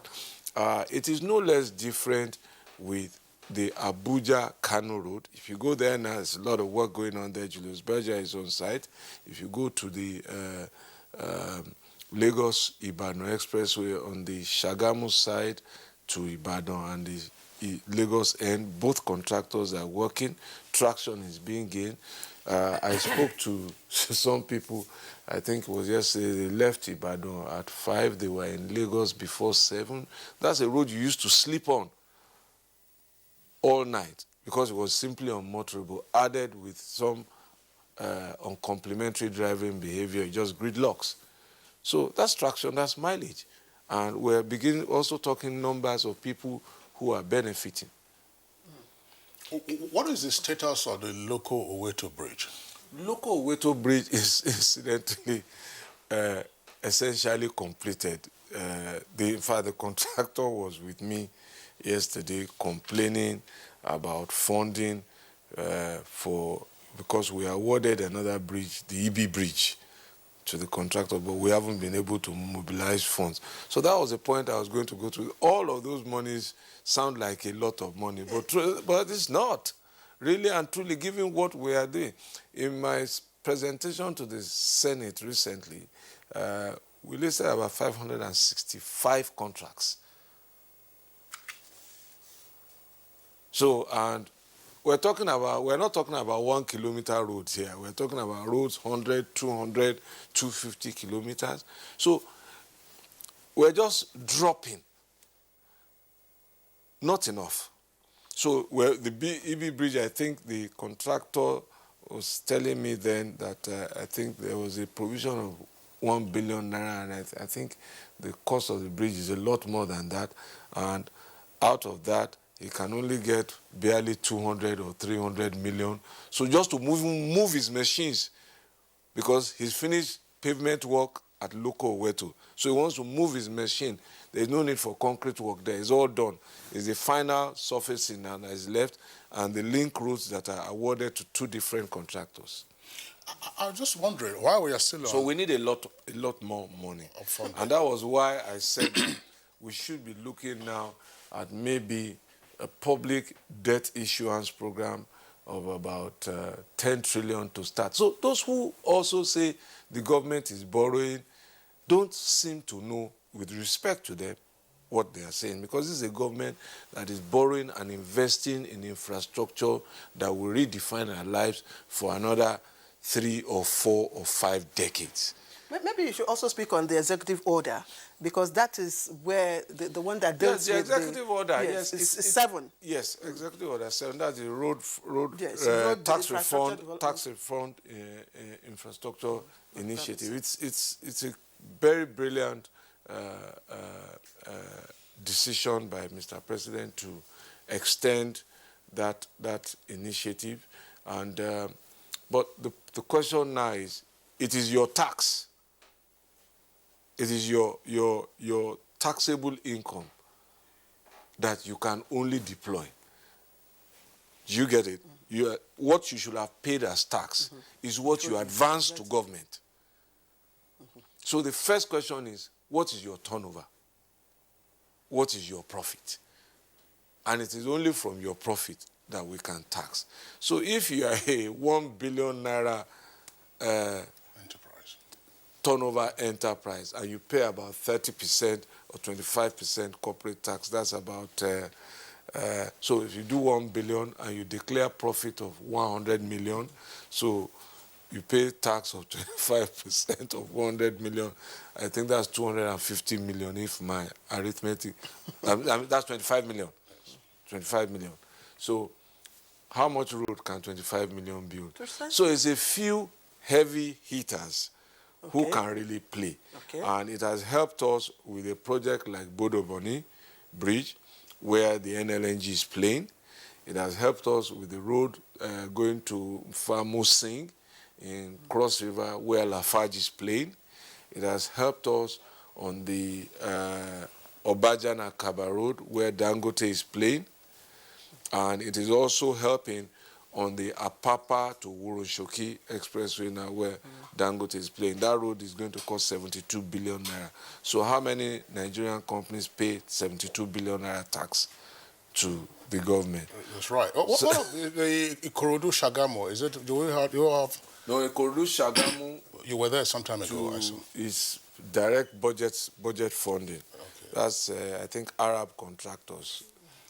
I just wonder, still on roads, in terms of construction, this is... So essentially, the point to make really is we need a lot more resources, because it's not just roads. Simultaneously, we're addressing rail, simultaneously airports, simultaneously power.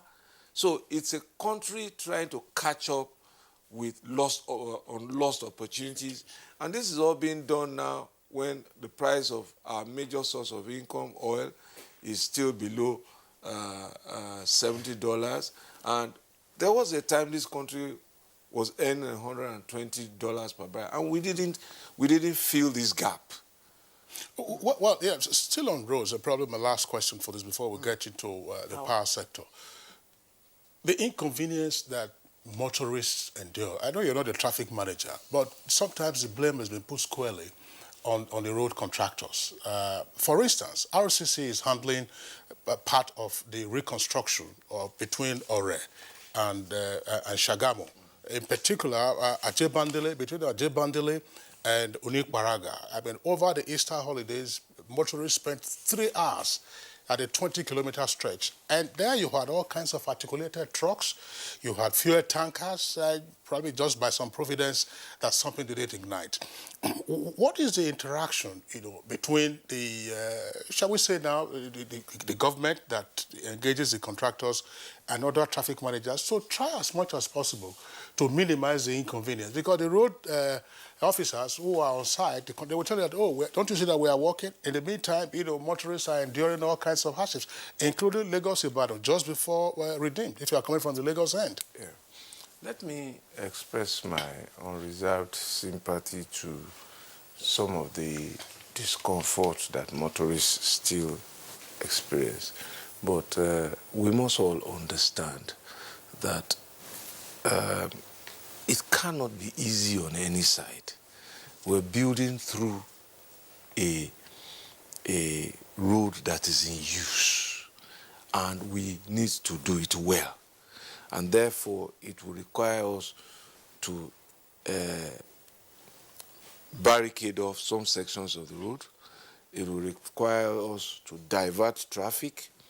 And once you don't have the freedom to run at 100 kilometers, you have to slow down. We're actually building for you. And so it will come at some inconvenience. I apologize for that inconvenience, but this is our reality. I wish we could shut down the road, but we would also eventually be shutting down our economy. And that takes me to the articulated trucks. They're not there on a jaywalk. They are also feeding and supplying our energy needs. They are moving raw materials to factories where thousands of our children are also employed. So it's a difficult place. Really, we're between a rock and a very hard place here. And it will require people's patience and forbearance. And as I said, we used to sleep on those roads before. Now, it's not a sleep road anymore. It still requires us to be patient, to also obey traffic rules. We work with FRSC, who are the highway managers here, and we also plan for this heavy season movement. But it just takes one person to violate the rules, to be in a hurry, to drive against traffic, to become a pain to everybody. There are some sections that people have asked me, why can't you open them? We can't open them because our work hasn't finished there and it hasn't cured. If we open them, they will deteriorate very quickly, and then we will then be faced with the accusation that either, we didn't put enough materials, or the contractor didn't do a good job. So on those ones, until the road is ready for use, we can't just open them. Okay, just before we take our tweets, I'd just like you to speak again, inconvenience. In maintaining or rehabilitating some of our roads, the contractors sometimes, work in the heat of traffic hours, weekdays. Is it not possible for some of these contractors to defer work to weekends when we have less traffic, to reduce some of those inconveniences you talked about? Well, first of all, understand that we're working within a very narrow window. A window of dry weather. So our peak period is from October right through to May, June. Anytime now, in some parts of the country, in the rainforest areas of the south, rains have started. They would accelerate in the east.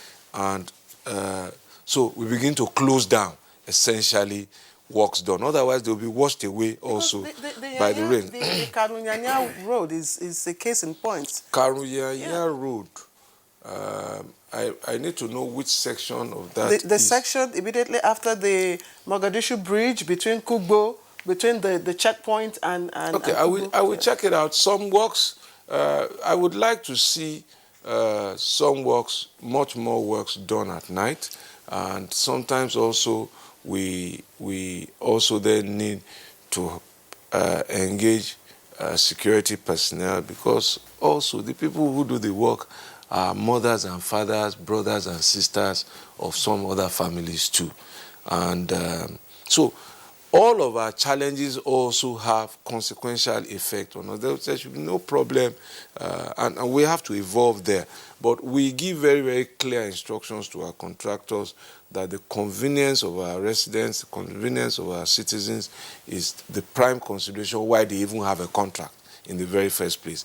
And we expect signage, we expect some traffic management, but it's a two-way traffic also. Some of the feedback we get also is that some motorists are a little impatient, they're in a hurry, they drive against traffic. So this meeting of minds must improve so that we are all the better for it. All right. Well, thanks. The point about contractors working 24/7, if we are really playing catch-up, I think that's a very significant point, because we need to get contractors working at night.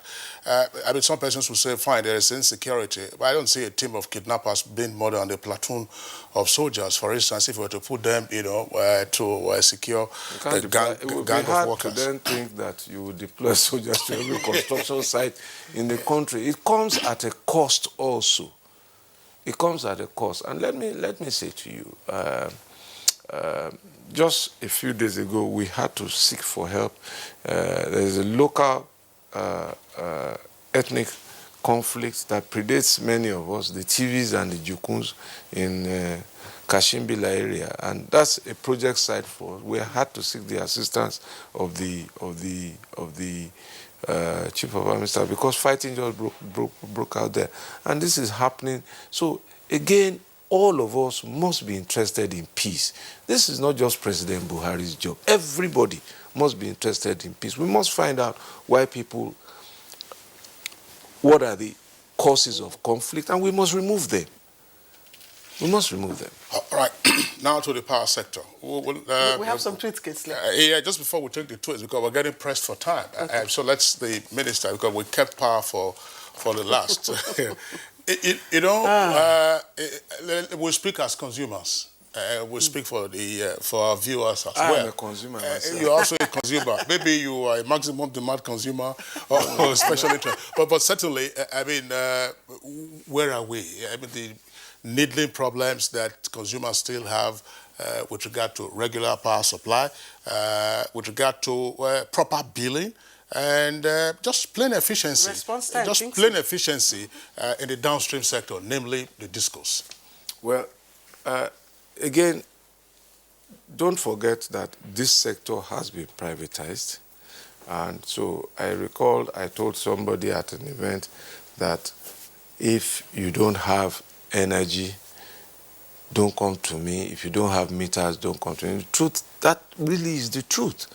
It's, as you said, now downstream, privatized. So before the privatization, the Ministry of Power used to have over 50,000 personnel.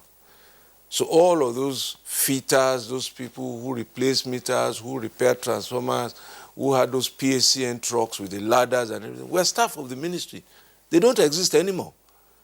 The total staff strength now is 729 as at the last budget defense. So 729, that's what we have in the ministry. That's the impact of privatization. So we don't have transformers anymore. We don't keep transformers. We don't supply transformers. We don't supply meters. These are the licensed and contracted responsibilities now of the DISCOs. Now, who gives them the license? It's not the ministry. So the Minister of Power can't issue a license. He has never issued one. The person who licenses all of this is NEC. So I think the chairman of NEC would be the appropriate person to put in this chair as to what because the licenses are then subject to conditions of billing, metering, and all of that. And those are conditions for holding the license. And the law also provides that if you don't perform or if customers are not satisfied, there are conditions for reviewing the license, for amending them, or for cancelling them. Again, that's not the minister's mandate. The mandate of the ministry now is oversight, regulation, and directives. So I have issued directives for eligible customer that if you are not getting enough power from your disco, buy directly from your Genco. If you don't have, if discos can't supply meters, make regulations to ensure that new people can come into the meter space. That's the meter asset provider that was to kick off on the 1st of May. And I think we licensed about 14 asset providers by NAC. They work with the discos now to roll out meters. We've issued competition transition charge so that if a customer is leaving a disco because he's not satisfied with what he has and wants to buy from the Genco, he must compensate for the hours of loss. So if, for example, you are getting 6 hours from your disco and you want 24, if you are migrating to a Genco, the disco will say, well, I'm losing my customer. Yes, potentially in inverted commas, but he's an unsatisfied customer. How much was he paying you? 6 hours. Bill, so that the person who takes over that should compensate the discos. So these are the regulations that we have issued, and we're looking to do more within the framework of the law. Okay, Honorable But Minister. by the by, I think that we must also understand that it takes some time to fix all of the equipment, even if you had all of the money, to fix all of the equipment that is necessary to distribute power, transformers, ring main units, circuit breakers, cables, poles. And one of the things we've issued directives for is a preparation for the rainy season generally, for all these schools to be mandated to go and trim trees because they affect supply during rains and storms, and so on and so forth. That does not mean that there will be no outages, but we want to minimize those kind of things. We've asked them, for example, to go around, inspect all their distribution facilities. You will find one loose fitting here, one cross-arm damage here. Can you repair all of that before? Those are directives we've issued for action to be taken. Yes, Honourable Minister, in terms of outages, within the past couple of months, we've had more outages and they stay for longer periods in different parts, even here in the FCT. So I'm wondering, how does your ministry oversight, these companies? Again, as I said, direct oversight is the mandate of NERC, because that is the license issuing agency who says service these people.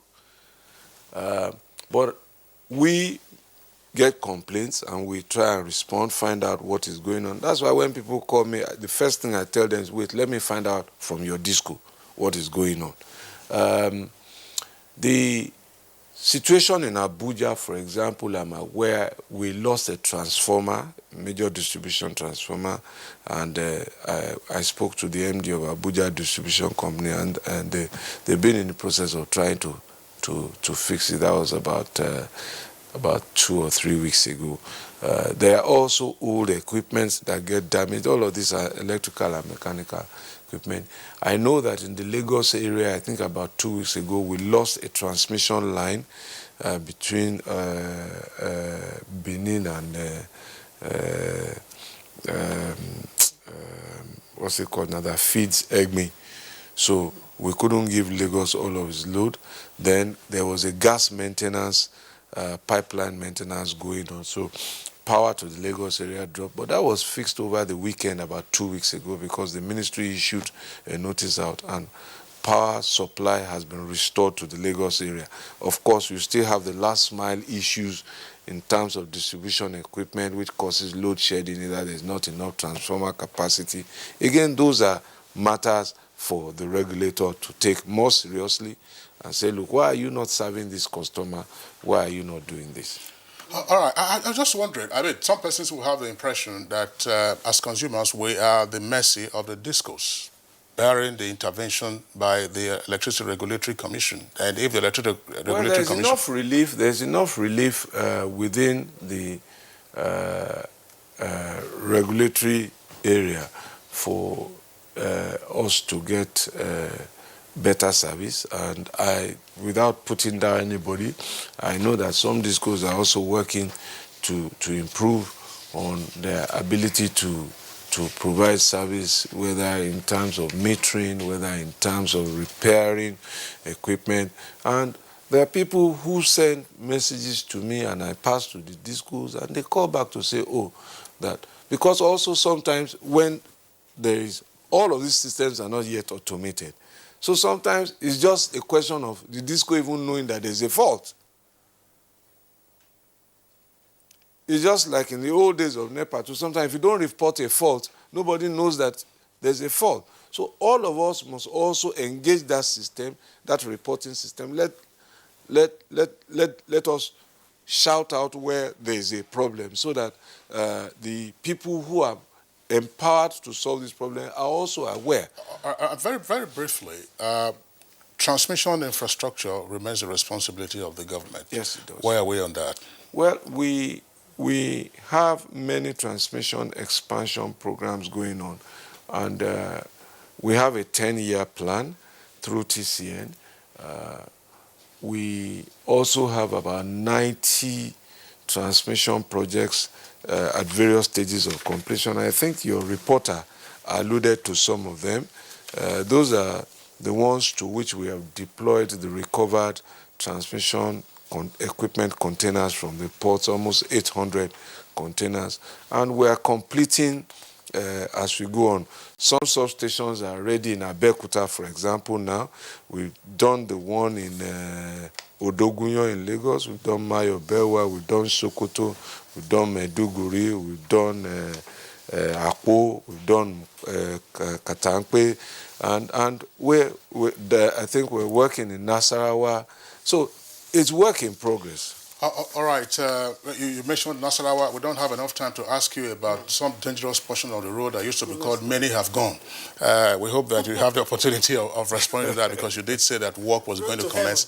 Many Have Gone is a treacherous bend on that road, and the government already started work. Do we have enough time to appreciate those who sent in? We could just name them. Shuaibu Alkali, Law Afasi, Sandy Michael Omakoji, Akeju, Olagbaju, Omogbola Babs, Jimmy Martins, Chinyere, Ikegwonu, and Alachenu Yahaya. They've all commendations and appreciation for what is going on, and of course a call on the contractors to be paid timeously so that the job is not impacted. So it's on that note we'd like to thank the Honorable Minister of Power, Works and Housing, Mr. Babatunde Raji Fashola, Learning Senior Advocate of Nigeria, for being with us on Good Morning Nigeria today. Thank you for being around. Thank you for having me. Good to have you, sir.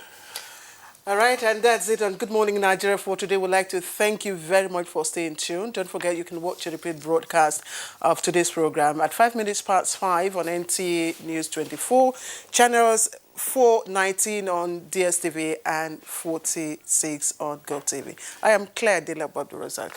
And I'm Kingsley Osadolo. I join my colleague Claire in thanking you for being with us. We're back tomorrow, same time, 7 o'clock in the morning. Have a nice day.